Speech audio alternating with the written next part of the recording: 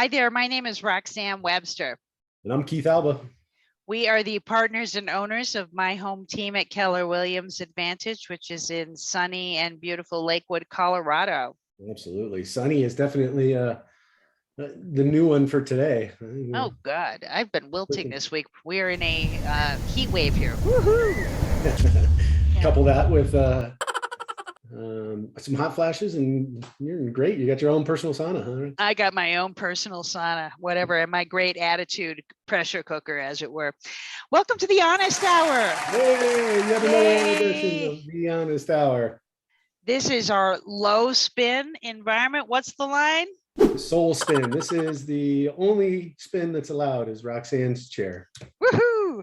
Yeah, certainly not my head. And we encourage you to go hit that subscribe button to see our content as it drops. Ooh, look at me using the words. Yeah. And then scoot on over there and hit the notification bell so that you know as new material is coming in.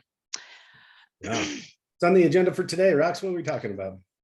You know, Keith, people have been asking me, what's up with the real estate market, right? What is up with recession? What's up with all of this? And you know, I was thinking about just kind of a basic calming thought, right? You and I have been in this game long enough, but a lot of people haven't, to know that real estate, like the economy, is cyclical, right? Goes up, then it goes down, then it goes up, then it goes down. And that is normal. It's predictable. It's actually healthy for the economy, for the real estate market. So when we look at these cycles in the market, the only real for me, the most important, there's lots of important stuff, but the most important thing is not necessarily whether or not we're in the upswing of a real estate cycle, or if we're at the top of a real estate cycle, or if we're in the downswing on it. The important conversation to be having is how you are positioned in each one of those legs of the cycle to first protect your assets and your wealth, and secondly, to grow that financial health and wealth through the time, because people make money in up cycles, stable cycles, down cycles. Their retirements improve, their retirement funds, all of those things, if they're positioned properly. And that is a more complicated conversation than, you know, is my house worth more this week than it was last week? Yeah, absolutely. And I think when we're talking cycles, Rox, you know, in the up and down, I think it's important to note that it up and down and up and down and up and down, but over the trend line, historically, it is going up. So that's right. Yeah, it may come down, but it's coming down from a high, you know, up here or whatever. But historically speaking, there is still appreciation in the real estate market, and that's such a good point. Values are always, you know, historically have been going up. So right. And for perspective on that, I mean, we've been seeing double digit anywhere, depending on what state you're in, between, you know, 10 and 25% appreciation in 2020 and again in 2021. Then the average over time, that trend line is 4%, right? So if this is the trend line of what the values have gone up with, our values have, you know, you saw in the Great Recession, the trend line, you know, the values went way below it. Now we've been just a tad above it. We finally just caught up with the losses from the Great Recession, and we have far from gone into that above the line bubble territory. But it's fairly predictable that even if we see a little bit of a settling in the value in the next few months or the next 6 months, because of all these other economic factors, inflation, interest rates, etc., that's likely to kind of settle us right back around that 4% line. And that may not feel that good when you're the seller who's been really enjoying watching your house double in value every 2 years or 3 years. However, it's much healthier. It's much more sustainable. Right. Is something that's much less likely to lead to bubble and crash, boom bust behavior in the market. Yeah, absolutely. I think, you know, when you're talking about the appreciation and the growth and that sort of the stuff, the opposite side of that coin is affordability, right? And That's that right. needs to come into it is, yeah, it's been great to see that 10, 15, 20% appreciation if you're in a home. Meanwhile, we've got some of our younger generations that are just trying to break into that, or, families that have had some hardships that couldn't get into that position before and now have stabilized themselves, and they're looking at the pricing and saying, where do I go? That's Right? right. That's How do right. I get into this game? So when I talk about positioning, right, to give you an example, right now we're still in a very, very, very strong seller's market. It doesn't feel like it at the moment, but everything feels a little dicey right now, right?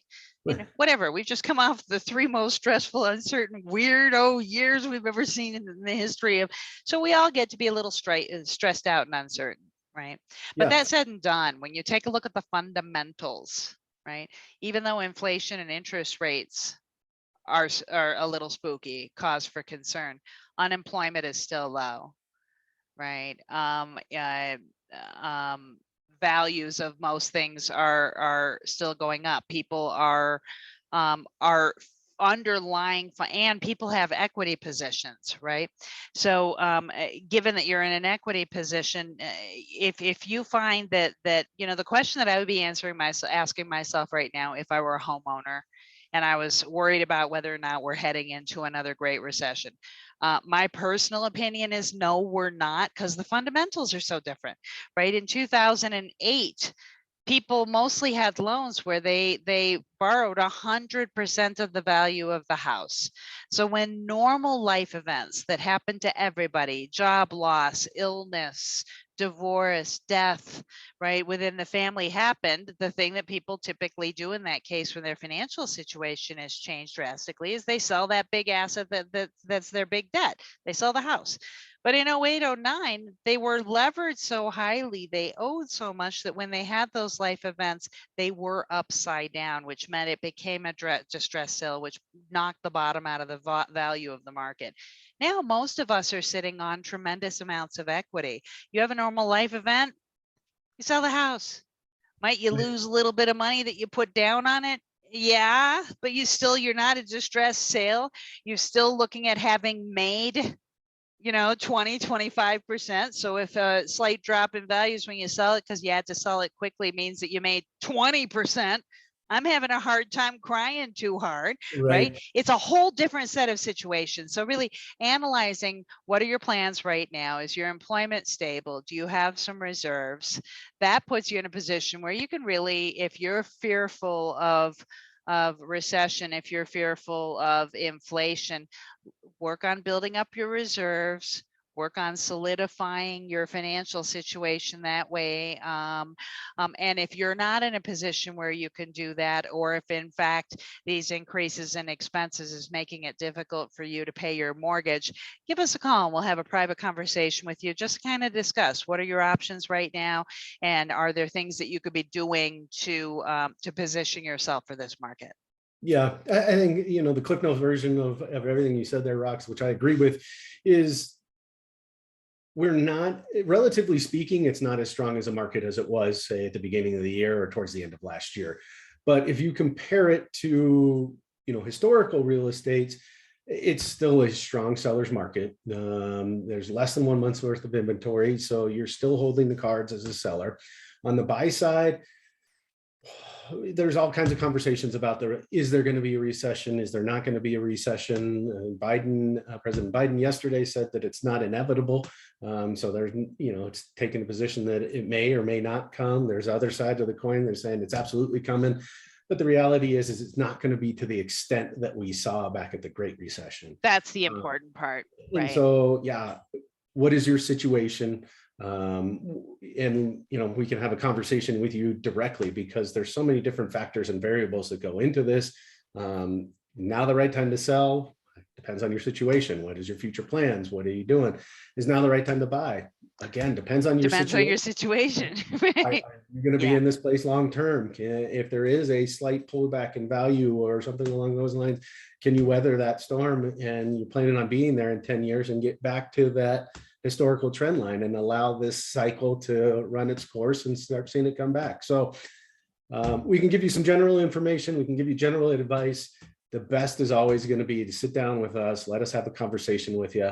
We'll tailor our advice specific to your needs, desires, and direction, and give you advice from that point. That's it. Thanks, Keith.